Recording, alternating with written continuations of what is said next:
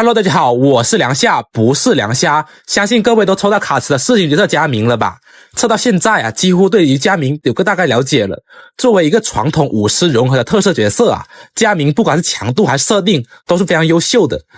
那么这期视频呢，给大家带来佳明的角色攻略，有帮助到各位，希望给点赞支持一下。至于一个硬币10经验，同时视频对转发提升比较大，帮忙转发一下吧，不用真的转发，退回来就行了，同时无经验拿，谢谢。90级佳明突破424攻击力加成，基础攻击力302，在目前全4星是最高的，甚至还比个别5星高啊，非常离谱啊。生存方面呢，因为大件角色比较高嘛，比较正常。数值方面，佳明面板总体来说是非常优秀的。那么接下来说一下佳明的技能方面的。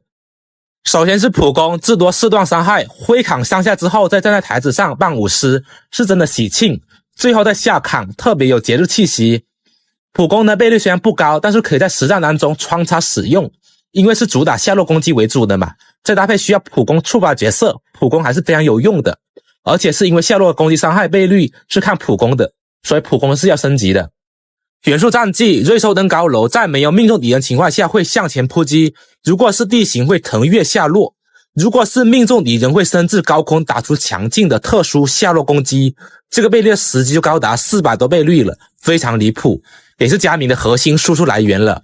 每次下落都可以造成无法被附魔的火元素范围伤害，在零命的情况下范围比班尼特大招略小，在解锁6命后范围就和班尼特大招差不多了。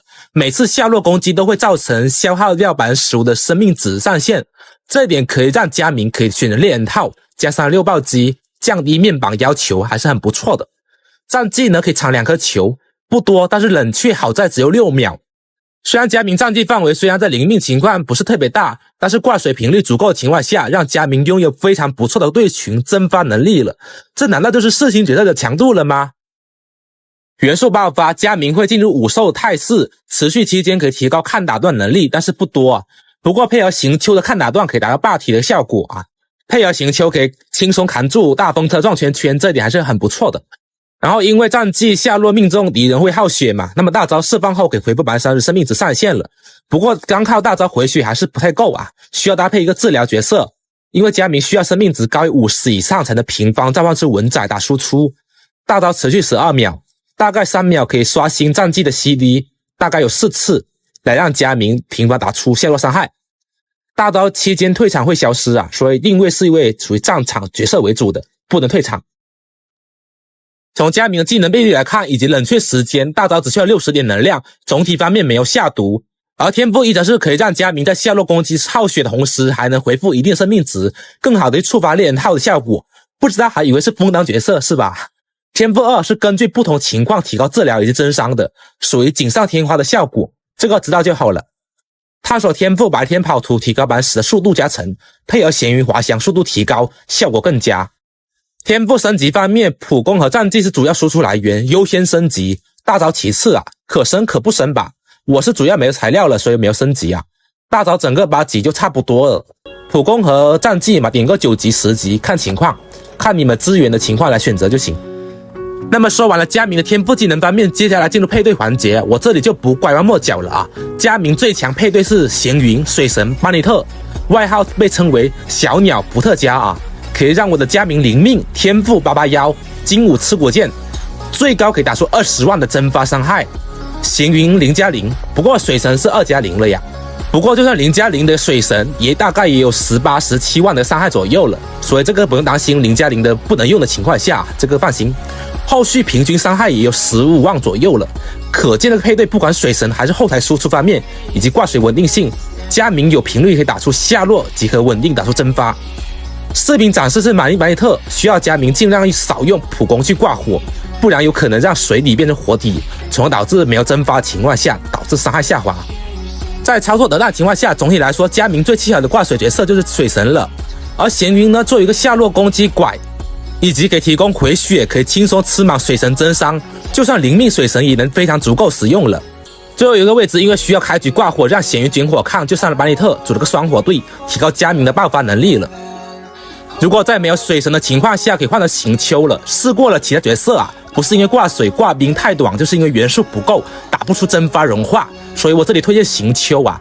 在佳明的下落攻击的时候穿插1到2下普攻，可以轻松打出蒸发。而夜郎是因为水元素没有行丘的多，蒸发不太稳定，以及考虑到行丘看哪段减伤方面的，所以我这里还是推荐带行丘比较好啊。至于没有闲云的玩家，可以选择拥有对群方面的万叶真山减抗啊。不过很明显可以看出啊，带了万叶之后伤害低了不少啊。不过在万叶对群巨怪的方面下会比较优秀，对单不太适合罢了。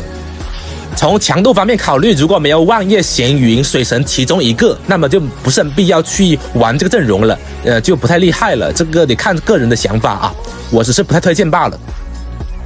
武器选择上，4星首选高金的吃骨剑，5星武器狼墨因为搭配巴内特攻击太高了，只能说一般般啊。至于其他5星限定武器，自然就不用多说了，只要可以吃到特效的，优先选择即可。平民4星除了吃骨剑之外，噬铁之花、羽柴经过测试，这2把武器同精炼差距不大，都可以用。有了噬铁之花就没必要专门去拉羽柴了啊。至于其他的4星，暂时不太推荐啊。至于生物方面，选择最优是4猎人号，因为佳明自身有烧血机制，可以稳定吃满触发36暴击的效果。虽然2猎套吃不到吧，不过也无所谓了。带猎人套主要是为了36暴击。武器相对选择就比较多了，比如羽柴这种情况选择会更优先嘛，毕竟暴击不缺了。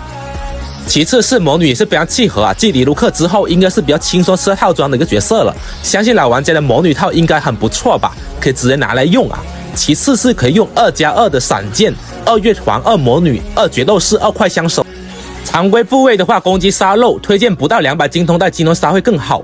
杯子是火伤杯，头暴击爆伤，暴击强练推荐80以上。考虑到闲云有暴击争议，75左右就差不多足够了。我一开始60多暴击的，连续不暴击6次，我真的是佛了，所以我就很害怕他老是不暴击，毕竟倍率那么高嘛，砸一下伤害就10几20万的，你不暴击真的血亏，好吧。最后我搞了个将近满爆的一个佳明，非常爽的起飞，总体期望很高，在精通不缺情况下，伤害是完全足够的。接下来看一下佳明的命座，1命大招文载汇合可以回复15%生命值，来让2命一出治疗加攻击力更加容易触发了。而3命呢，仅次于6命的提升了。从我直播测试下来啊，2命打出23万左右，而3命打出26万多的伤害左右来看，大概提升15%左右吧，还可以啊。4命下落可以恢复能量，降低大招的一个充能压力。在0命情况下，建议至少有一个120充能才比较好。有了4命之后，可以不需要充能了吧？而6命是佳明提升最大的一个命座啊，提升220%的暴击，还有40%的爆伤啊，而且攻击范围提升非常离谱啊！只看爆伤提升的情况下，我在直播模拟了一下那个伤害吧，高了4万多的伤害，就比如说还有20暴击的7万了，以及攻击范围比较提升。总体来说，0命佳明就以我闲云水神阵容来说，可以打出20多万。通过直播间好几个水友说6命佳明可以达到30万以上嘛，非常恐怖啊！但是0命其实也够用了，虽然佳明这角色非常强吧，但也不是一定要练的情况啊。对于萌新来说，仅推荐培养的，毕竟是目前最强的4星输出角色。对于老玩家来说，更多是整活娱乐方面的，这个就得看个人的想法如何了。有什么问题呢？欢迎在评论区讨论啊！有帮助到各位，希望可以点赞关注这些 UP 主。那么以上就是本期视频的全部内容啦，我是梁夏。那么我们下期闲云攻略再见喽，各位拜拜。